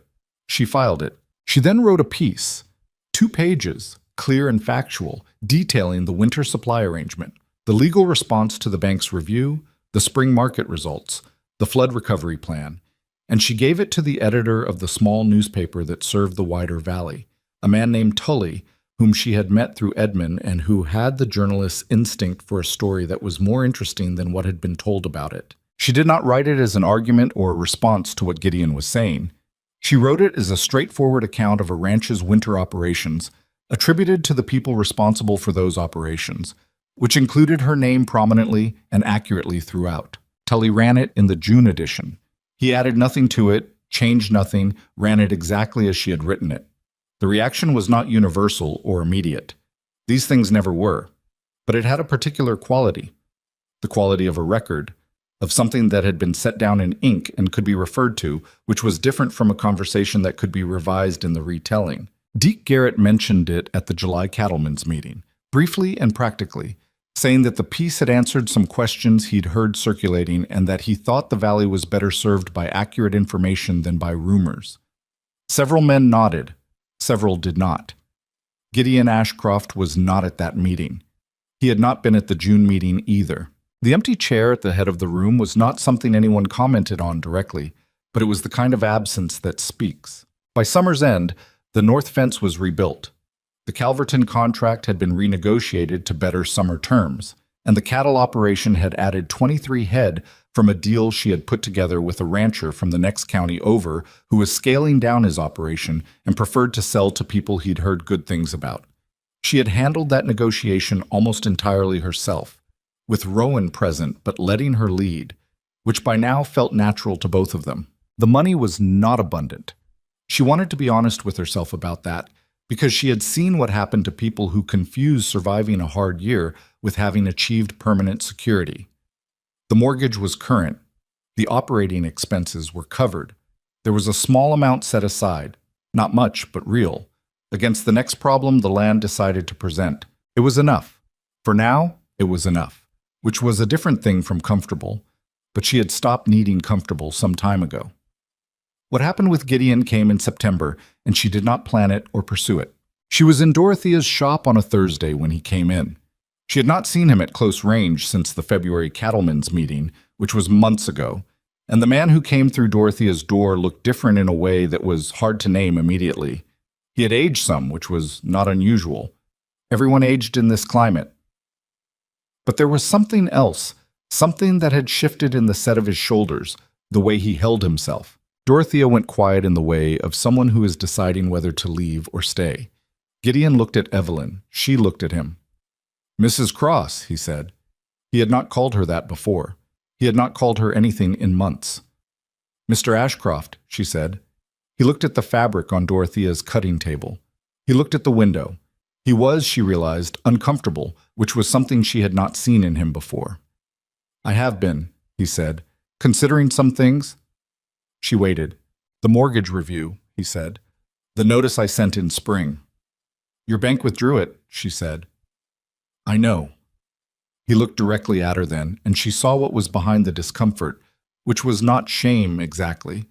She did not think Gideon Ashcroft had arrived at shame, but the particular rawness of a man who has seen himself from outside and not found it flattering. "I handled a number of things badly," he said, beginning with the platform. Dorothea, behind the cutting table, had gone very still. Evelyn said nothing. She was aware that whatever she said here would be permanent, would become part of the story, and she chose her words accordingly. "I know that," he said, when the silence held. "I'm not asking you to. I'm not expecting anything. I wanted to say it." He reached up and touched the brim of his hat in a gesture that was not quite a tip and not quite not one. "You've built something worth building. Anyone with eyes can see that now. He turned and went back out the door. Dorothea let out a breath that was almost a laugh. In 30 years, I have never heard that man apologize to anyone. It wasn't exactly an apology, Evelyn said. It was as close as Gideon Ashcroft gets, Dorothea said, which in his case is significant. Evelyn looked at the door he had gone out of. She felt oddly very little satisfaction in it. Not because she had forgiven him, she hadn't, not completely, probably not ever in the clean sense that the word implied, but because the thing she cared about was not the outcome of the argument with him. The argument with him had been a problem to be solved, and problems that were solved receded. What remained was the ranch, the north fence she could see from the kitchen window on a clear day, the ledgers with their careful columns, the cattle that she now knew by sight and by temperament, the man who had moved the lamp so the light fell where she needed it. That was what she had. That was what she had built. She went back to looking at Dorothea's fabric, running her thumb along the edge of the wool, because there were curtains that needed replacing in the second bedroom, and the spring contracts meant she could afford decent material now. And these were the things that constituted a life, the small and concrete and real things, accumulated one at a time, that no one could take from you and that no apology, belated or otherwise, had anything to do with. The curtains she made from Dorothea's wool went up in the second bedroom in October, and they were still hanging there 6 years later when her daughter was born in that room on a February morning so cold that the window frosted over from the inside, and Rowan had to keep feeding the stove every 40 minutes through the night. They named her Clara, not after Clara Mead, who had thawed toward them slowly and imperfectly over the years in the way that people thaw when they realize the alternative is being wrong forever, but after no one in particular, just a name that sounded like something solid, something that would hold. Rowan had suggested it, and Evelyn had sat with it for a day and then said yes, which was how they made most decisions, and which worked well enough that she saw no reason to change it. The boy came 2 years after Clara in the spring, easier than his sister and louder from the first moment, and they named him Edmund, which was not complicated at all. Edmund Henley had died the previous winter, peacefully, in his sleep, which was, Evelyn thought, the best you could hope for. And the naming was Rowan's idea, offered simply, without performance, and she had said yes before he finished the sentence. She was 38 years old when Edmund was born, and she was not the same woman who had stepped off a train in Black Ridge at 31 with a cracked boot heel and $6.30. She knew this not because she looked different, though she did. The frontier aged you and also strengthened you in ways that were different from each other and happened simultaneously, but because the relationship between herself and the land had changed in a way that was fundamental. She did not merely live here. She understood it, the way you understand a language when you stop translating and begin to simply think in it. The ranch had grown, not spectacularly, not in a way that made for a dramatic story about overnight success, but steadily, the way things grow when they are built on work rather than luck. 300 acres had become 450 by the third year, when the Rains property to the northwest came available, and they had enough in reserve to make an offer that was fair but not desperate. The cattle operation had expanded accordingly, and by the 5th year they had taken on 2 permanent hands, brothers named Hicks from a farm family 2 counties over, quiet men who worked hard and asked sensible questions and fit themselves into the operation without disruption. The Calverton supply arrangement had evolved into something that was almost a partnership, the supplier there having come to rely on the cross operation as a reliable large account in a way that gave them leverage to negotiate terms that would have been unavailable to them in that first desperate winter. She still handled the contracts. Rowan still went with her to Calverton when it mattered, because 2 people read a room differently, and what one missed the other caught, and she had decided some time ago that this was what a real partnership looked like. Not the division of a thing into halves, but the multiplication of it by 2. The first real test of what they had built came not from Gideon Ashcroft, who had receded from their lives with the particular quietness of someone who has exhausted his options, but from the market itself, a cattle price collapse in the 3rd year that hit the whole valley hard, and hit some operations fatally. 2 smaller ranches went under that winter. A 3rd sold at a loss to a land investor from the east, which was its own kind of loss, a different kind, the kind that left a gap in the community rather than just the landscape. She had seen it coming 4 months before it arrived. Not precisely.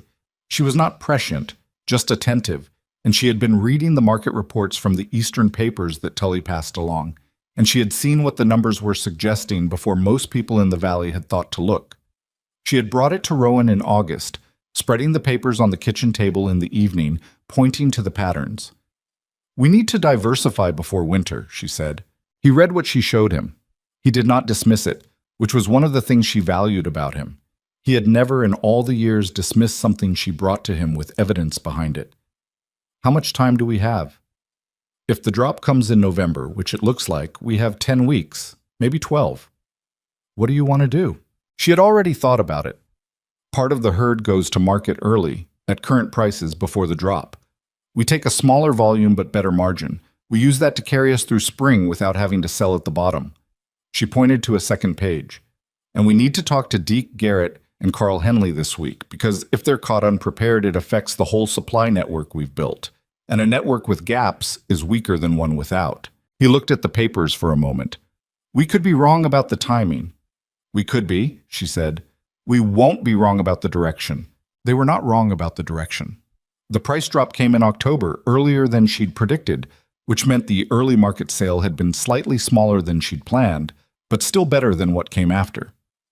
Deke Garrett had taken her advice, and Carl Henley had taken half of it, which meant Carl had a difficult winter, and Deke had a manageable one, and both of them were still standing in spring, which was the goal. The operations that hadn't seen it coming were the ones that didn't make it. She did not feel satisfaction in this. She felt something more complicated, which was the awareness that being right about something bad is not a victory. You are simply less damaged than the person who is also right, but too late. What she felt was responsible, and responsibility was not a comfortable feeling, but it was one she had decided to carry. She went to see the Travers family, whose small operation had been one of the ones that failed, in December. She brought food, practical food, things that would last, not a gesture but a supply. And she sat with Martha Travers, a woman of 45 with the specific exhaustion of someone who has been managing a disaster for months. And she asked what Martha needed, specifically, and she listened to the answer, which was also specific and practical and real. What Martha needed most immediately was a winter's work for her oldest boy, who was 17 and capable. Evelyn hired him. He turned out to be one of the better decisions she made that year because the boy, Daniel Travers, wiry and serious and inclined to absorb instruction the first time rather than requiring it twice, had a particular aptitude for the horses that made him invaluable in ways she hadn't anticipated. Rowan asked her once, that winter, whether she ever stopped thinking about the operation. They were in bed, late, with the fire low and the dark house creaking in the cold. "When I'm sleeping," she said, "and when you're awake?" "Not really." She paused. "Does that bother you?" "No," he said. "I just wonder sometimes if you—" He stopped. "If I what?" A long pause. "If you're content with this, with how it turned out." She thought about it, genuinely, because he was a man who asked real questions and deserved real answers. "I'm not sure content is the right word," she said. "Content sounds like something is finished. This doesn't feel finished. Is that a good thing?" "I think so," she said. "Finished things stop growing." He was quiet for a moment, and then he said, "When you came off that train, I thought you were going to be gone in a week." "You thought that?" she said, genuinely surprised. "You looked—" He seemed to be searching for words that were honest without being unkind. "You looked like someone who had landed in the wrong place." "I had," she said. "But you didn't leave." "I told you on the platform," she said. "He was going to regret it." "You did tell me that." A pause. "Did you mean it?" "I meant I wasn't going to be beaten," she said. What he specifically felt about it later was his own business. The children changed things in ways she had not fully anticipated, which was probably as it should be, because the changes children make in your life are generally not the ones you predicted. Clara was her father's daughter in the stubbornness of her and her mother's daughter in the precision of her attention, a combination that made her, at 6, the most formidable small person Evelyn had encountered. She had opinions about the cattle operations that she expressed clearly and at length, and some of them were infuriatingly correct. She could already read the sky better than most adults Evelyn knew, having learned it the way her mother had learned it, by watching with the focused attention of someone who understood that the sky had information and that information was useful. Young Edmund was different, easier in some ways and harder in others. He was gregarious where Clara was precise, quick to laugh, quick to cry, quick to forgive and forget, which was both his best quality and the one that would cause him the most trouble in his life. He had Rowan's build and Evelyn's mouth, and a stubbornness that appeared to be entirely his own, generated from scratch. She watched them and thought about what she was trying to give them, and it was not a simple thought. The easy answer was that she wanted to give them everything she hadn't had: stability, resources, a foundation that wouldn't shift. That was true as far as it went. But the harder answer, the one she sat with on the porch in the evenings while Rowan was still in the barn and the children were asleep and the land stretched west in the fading light, was that she wanted to give them something more specific than comfort. She wanted to give them the knowledge of their own capacity. She did not want them to be the children of prosperity, protected from difficulty by what she and Rowan had built. She wanted them to know that difficulty was survivable, that starting from nothing was not the same as being nothing, that the world's assessment of your worth and your actual worth were two entirely different measurements, and only one of them mattered, and it was not the one the world assigned. She didn't know how to teach that directly. You couldn't teach it directly. It was the kind of thing that had to be demonstrated daily in small and concrete ways until the children absorbed it not as instruction, but as simply how things were. So Clara rode the fence line with her mother from the time she was 4, sitting in front of Evelyn on the saddle, learning to see what her mother was looking for. And Edmund carried water to the barn at 5 and understood what happened to animals that weren't cared for. And by 6, he understood that the cattle were not background, not decoration, but the living engine of everything the family had. Dorothea closed her shop in the 7th year, not from failure, but from age. Her hands had been troubling her for 2 years, and she had finally, reluctantly, admitted that fine needlework was beyond them now. Evelyn bought the shop, not to run as a dressmaking operation, though she still did some work on her own terms, but because the building had a room that could serve as an office in town, and because Dorothea had asked her quietly if she would consider it, and she had said yes without needing to think. Dorothea stayed on as an informal presence. She came in on Tuesdays and Thursdays, drank coffee, talked to everyone who came through the door, and provided Evelyn with better intelligence about what was actually happening in Black Ridge than any other source she had. It was an arrangement that suited both of them entirely. The office was where she began to do something she had not planned, but that had evolved gradually from the work of the preceding years, advising other small operations in the valley on financial management. Not formally, not at first, just conversations that began when someone came to ask a question and extended into something more substantive. She charged for it eventually, because she had learned early and at cost that work has value, and charging for it is not greed, but honesty. And the women especially. There were more of them now, women running or co-running operations, the valley having changed with the decade, needed to see the transaction made explicit. Rowan understood this the way he understood most things about her, which was without requiring explanation. He mentioned once that she was probably giving away more advice than she was charging for. Some of it, yes, she said. The Morrow girl, he said, meaning a young woman of 22 who had inherited a small property from her father and had no experience with any of it. She has less money than she needs and more ability than she knows, Evelyn said. The advice cost me an hour. What she does with it could be worth years. You sound like someone making an investment. I am making an investment, she said, in the valley, which we live in. He nodded, slowly, accepting this logic the way he accepted most of her logic, genuinely, not merely dutifully. The Morrow girl, Sarah, her name was Sarah Morrow, turned out to be one of those investments that returns more than you put in. Within 3 years, she had stabilized her property. Within 5, she had expanded it. And within 7, she was at the cattlemen's meetings as a matter of course. And she had brought 2 other young women landowners with her. And the composition of that room had changed, quietly and permanently, in a way that no single meeting or confrontation had accomplished. Gideon Ashcroft had left Black Ridge in the 5th year. She heard this from Dorothea. He had sold the bank, or sold his interest in it, to a larger banking concern from Denver, and had gone back east to family money that had apparently always been there waiting for him. Dorothea said he looked tired when he left. Evelyn thought about that for a moment, and then thought about other things, because there was nothing in Gideon's departure that required much of her attention. He had been a problem. The problem had resolved. What remained was everything she had built in the space that the problem had once occupied. The woman in the yellow hat, Margaret Pruitt, had a more complicated arc. Her husband's feed business had eventually reconciled with the cross operation, practically speaking, after the Calverton arrangement demonstrated that alternatives existed, because Pruitt was a businessman, and businessmen respond to demonstrated alternatives. Margaret Pruitt had remained cold for years, the particular coldness of someone who knows they behaved badly and has chosen rigidity as an alternative to acknowledgement. She came into Dorothea's former shop one Tuesday in the 7th year when Evelyn was at the desk going over contracts, and she stood in the doorway with the expression of a woman who has been composing something in her head for a long time and is finally delivering it. "I owe you an apology," Margaret Pruitt said. Evelyn looked up. "The things I said, on the street, early on." Margaret was not comfortable. She was making herself do this, which was different from comfortable, but was also, Evelyn thought, more honest. "I was repeating what Gideon had said, and I was—" She stopped. "I didn't know you. I'd decided what you were before I knew anything about you."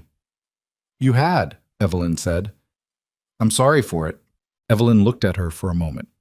Margaret Pruitt was 50 now, or close to it, and the years had done to her what they did to everyone in this climate, marked her, weathered her, given her face the particular quality of someone who has been paying attention to hard things for a long time. "Thank you for saying so," Evelyn said. "Sit down if you like. The coffee is an hour old, but it's there." Margaret Pruitt sat down. She stayed for 40 minutes. She did not become a friend exactly. Some distances, once established, don't fully close, and Evelyn had no illusions about that.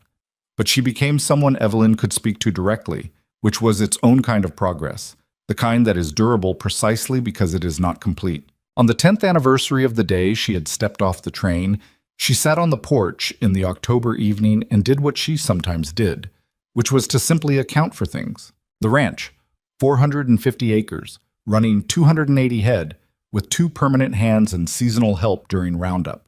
The operation was not the largest in the valley, but it was among the most consistently profitable, which she had come to believe was a better thing to be than simply the largest. Clara, 10 years old, could already read a supply contract and had strong opinions about the terms. Edmund, 8, had decided he was going to train horses, which was impractical and also probably true, and she had decided to let that be what it was. The office in town, small but real, with a client list that had grown to include 7 other operations in the valley, 2 of them run by women, and a reputation that had been built from nothing, from a train platform and a cracked boot heel and $6.30, into something that people referred others to by name. Rowan came out of the barn at dusk and walked across the yard in the fading light, and she watched him the way she watched things she had revised her understanding of completely and was still, occasionally, surprised by. He was 44 now. The gray at his temples had come in 2 years ago. He moved the same, with the same deliberate, unhurried way of a man who does not see the point of rushing what he can do correctly at his own pace. He came up onto the porch and sat beside her and looked at the same mountain she was looking at. "Good day," he said. "Productive," she said. "The Morrow contract came through, the terms I asked for." "Good." Sarah negotiated the last paragraph herself. She paused. "She didn't need me there." "Is that a problem?" "It's the opposite of a problem," she said. He looked at her. She could feel him looking. "You're thinking about something." "I'm thinking about 10 years ago," she said. He was quiet.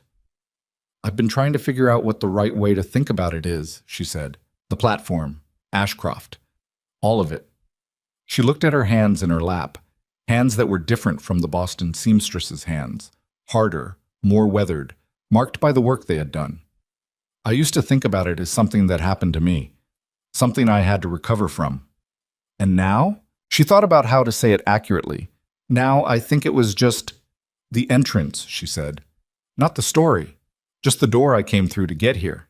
She looked out at the land, the mountains going dark at the edges with the last of the light. "The story is everything after." He was quiet for a long moment. The wind moved through the grass at the edge of the yard. "You told him he'd regret it," Rowan said. On the platform. I did. Did he? She considered. I think he understood eventually what he'd missed, she said. Whether that's regret or just clarity, I'm not sure, and I'm not sure it matters anymore. Because here was what she had come to understand. In 10 years of hard work and hard country, the kind of understanding that doesn't arrive in a moment but accumulates, the way sediment accumulates, layer by layer, until one day you realize the ground has changed and you are standing on something solid that wasn't there before. Revenge is a thing that consumes whatever it's stored in. She had seen this in others, in people who organized their energy around what had been done to them, and what she had observed was that it worked in the short term. It provided direction, fuel, a reason to get up and keep going. But it had a ceiling. The person who is only proving someone wrong eventually runs out of wrong to prove. They arrive at victory and find themselves strangely empty, because the story they were living had someone else at its center, and when that person receded, the story lost its engine. She had not built what she built to prove Gideon Ashcroft wrong. She had understood this about herself gradually, and it was one of the more important things she had understood. She had built it because the work was real, and the land was real, and the people in it were real, and those things asked something of her that was larger than any private grievance, and more durable than any satisfaction she might have taken from someone else's failure. When Clara asked her, years later, Clara was 15 then, and asking the way 15-year-olds ask things, which is directly and without much cushioning, what she had felt when she stepped off the train and the man rejected her in front of everyone, Evelyn thought about it for a long moment before she answered. Furious, she said, and frightened, and alone. But you stayed, Clara said. I stayed. Why? And Evelyn looked at her daughter, at this 10-year-old who had been named for no one in particular and had grown into her own particular self, precise and stubborn and clear-eyed, and she said, because leaving would have meant he got to decide what I was, and I had already decided that wasn't his to decide. Clara thought about this. That's it? That's the whole reason? That's the seed of it, Evelyn said. What grew from it was everything else. Clara looked at the north fence line, which she had helped repair herself 3 years ago, after a late storm had taken down 2 sections. I would have stayed too, she said, with the certainty of someone who has not been tested yet and does not know this about herself. Maybe, Evelyn said. You won't know until you're there. She was not pessimistic about her daughter's chances. She was realistic, which was the thing pessimism sometimes pretended to be but wasn't. Her daughter had been raised on this land with its specific lesson that what you were capable of was not fixed in advance, that it expanded or contracted based on what you demanded of it, and that the demanding was not comfortable and not always successful and not guaranteed, but that not demanding anything was its own kind of answer and not a good one. Edmund came out of the barn at dusk, trailing Daniel Travers, who had become permanent staff 3 years ago and had, as she had suspected, justified every investment in him.